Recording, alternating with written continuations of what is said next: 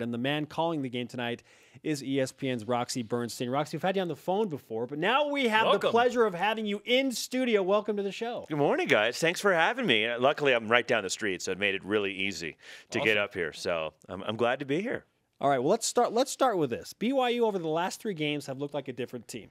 From what Jeremy and I have seen and discussed, rebounding and defense have been way better. They've won by 19 against LMU, 22 against St. Mary's, 25 as they pulled away from Pacific. What have you seen from BYU that's been different? Well, what's been interesting about this team this year, what Dave Rose has done, it's almost been like 3 different teams within one team. Yeah. When you're beginning of the year, you're thinking, all right, we have the great perimeter, but we also have a guy like Nate Austin inside. Then he gets hurt, and he's lost for the year. Then they tried to go small, and Weiner's been banged up. And now he's reinvented this team again by inserting Josh Sharp into the lineup, and I think it's changed things.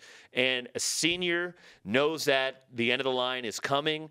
They play with complete passion and heart, and they leave everything out there. And I think that's got a lot to do with the success that BYU's had as of late. That win against St. Mary's was a terrific win, and I think that this team is maybe starting to click at the right time of the year and get some momentum heading into the WCC tournament. And Dalton Nixon was put into the lineup, and that didn't work, I think, to the degree they wanted. And so Josh Sharp has actually worked. That's been good.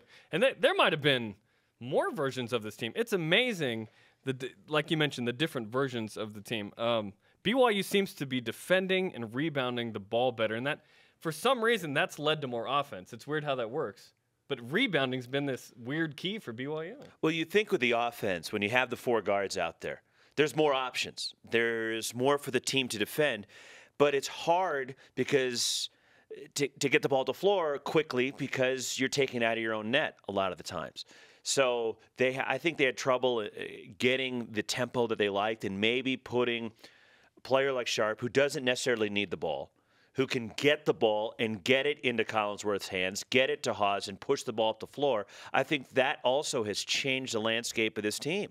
So instead of going with the 4 guards, we have tough time defending, especially when you have some impressive interior players. If you're going up against a Gonzaga, St. Mary's, certainly with Waldo.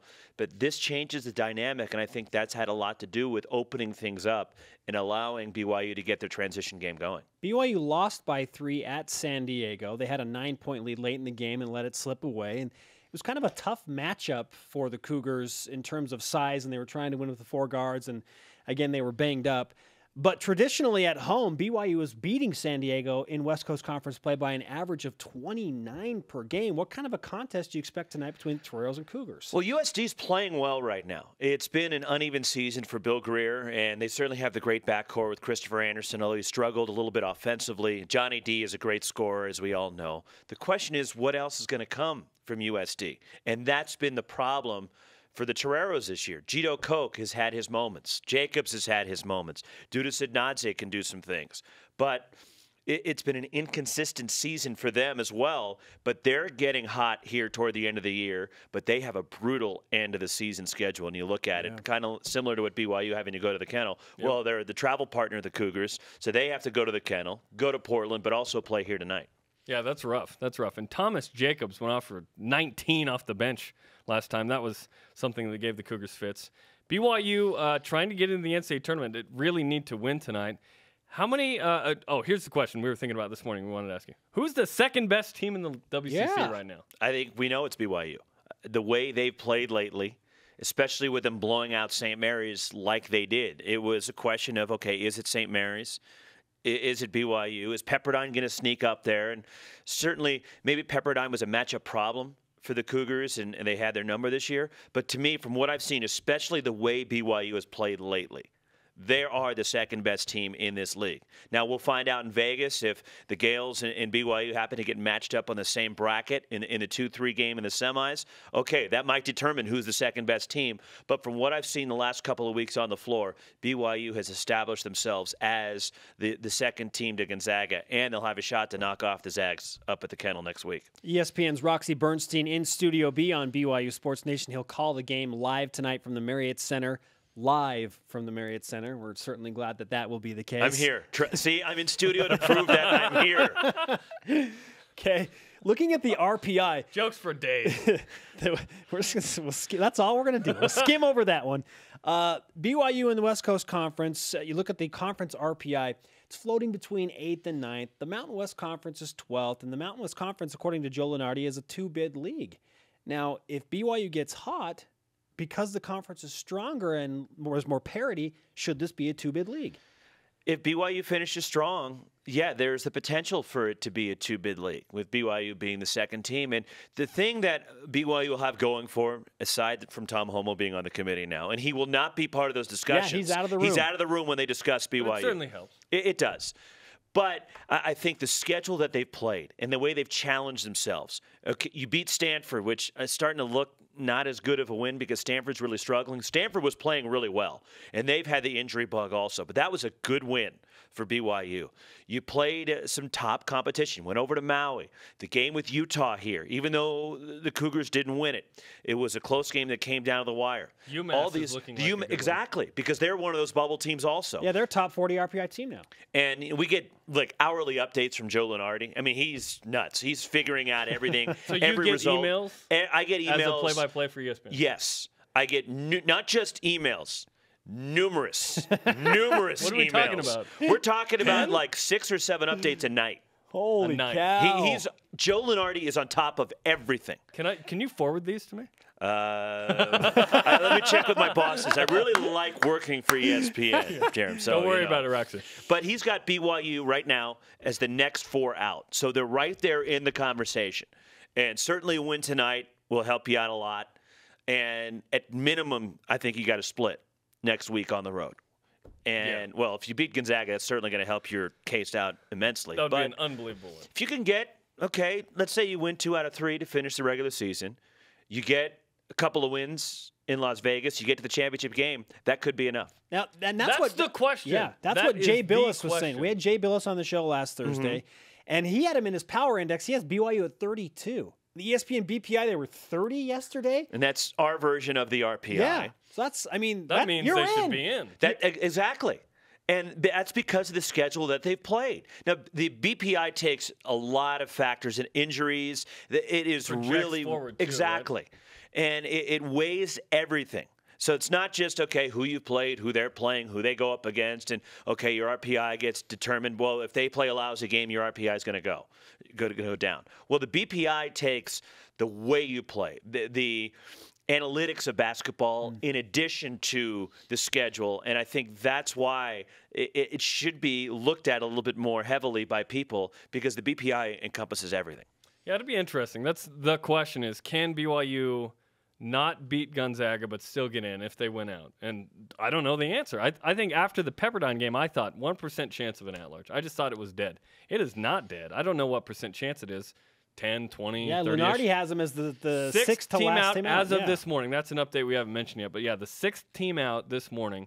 And Lunardi was 9 spots off last year. BYU overseeded. But anyway, it's going to be interesting to see how BYU plays down the stretch. The other storyline, or among other storylines tonight, Tyler Haws, 35 points away from Jimmer. As the play-by-play who's neutral, you want a good game. But are you rooting for Tyler Haws to have 35 so you can call that?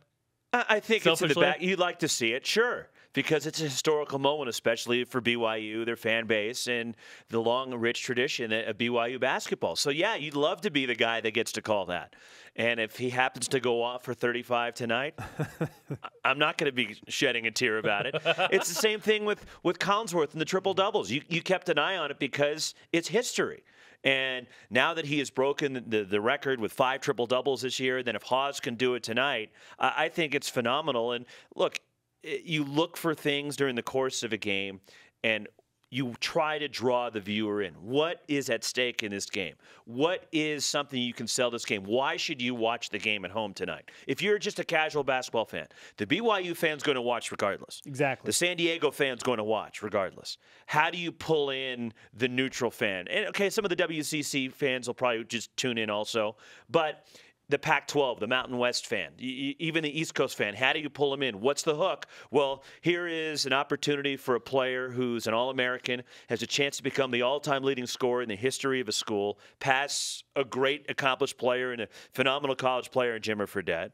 You can sell Kyle Collins, but hey, this guy's got more triple-doubles than anybody in the history of college basketball in one season. So what else can you sell about this game? Two teams playing well, fighting it out here toward the end of the year. That's what we do. We try to catch that viewer to stay on ESPNU and not move the clicker. At No One Carsey is a member of our BYU Sports Nation community, one of our loyal members, and they tweeted in and said, Kyle Collinsworth assists to Tyler HAWS for his 6th triple-double while breaking the BYU scoring record in one basket. I think the Marriott Center might combust if that happened. Seriously. That would be unbelievable. That would be and crazy. then at the same time, Jake Toulson stands up and does his little river dance. Did you see that, by the way? I have seen the video clips of it. You know what I missed, though, was those vignettes they were doing last year. The lip sync. Oh, Chicago. those were the best. Those were the best. Yeah, Tyler HAWS was in rare form. Were they really the best? I was highly entertained by those. I liked them a lot. I kept asking Kyle Chilton when are the new ones coming out because those are phenomenal. There was, you remember Lil Penny with Nike back in the 90s? Yeah, oh, yeah. There was the idea of having this like A Tyler little HAWS HAWS. puppet. They didn't do it, but they had one like 8 months ago that they were thinking about using. That would have been fun. Yeah, BYU Athletic Marketing, they know how to take it next level. We're talking with ESPN's Roxy Bernstein. Roxy, before the break, I teased that you would tell us the most impressive performance you have called in your career. That's a tough question, I know, because you've called so many great games. The one game stands out to me was Eddie House was a senior at Arizona State. Dude could shoot. Double overtime game. He torched Cal for a Pac-10 then 12 record, 61 points in the game, and was just unreal. And it was just a tremendous individual effort. That's one that really stands out to me. Calling some Major League Baseball, I had a near 4-homer game, a 3-home run game, and the 4th one died at the wall. I've called a no-hitter in the Major Leagues. Anibal Sanchez, and he was with the Marlins. I called games for the Marlins for 3 years. Those are the games that kind of really that stand out to me. Awesome. But Eddie House dropping 61 was that's unbelievable. Yeah. You get paid to do that. Those are the awesome moments. And I get paid to be here tonight, too. Maybe I get to see history again. Could be, man. Roxy, great to have you with us. Guys, thanks for having me. It was fun coming by.